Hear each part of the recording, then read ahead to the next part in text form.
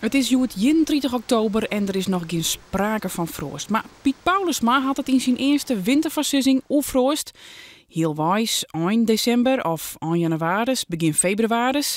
Hoe dan ik, begint het hier wie balk het centrum van het land en draait het zuiver maar om één ding. Hoe dik is het ijs? Oer elkaar meesken wij om de Luts skin te vaaien, maar de Luts wie een van de zwakste plakken van de Alverstedenroute. Nou, dat komt ze net weer. Nou, we sluiten deze wetterlossingen een stuk of 6 sluiten we af. Omdat het, je kan het zien, het stroomt als een idioot en dat bloedt ik stromen. Ik wist wel, we hebben nou een soort rijwetterhand. En dan stroomt natuurlijk op zijn husten. Maar ik al had het 14 dagen net rijdt, dan stromen die dingen even zo goed.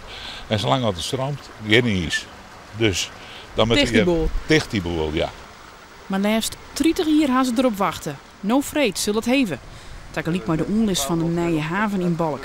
Wij zijn er klaar voor. Let het maar komen.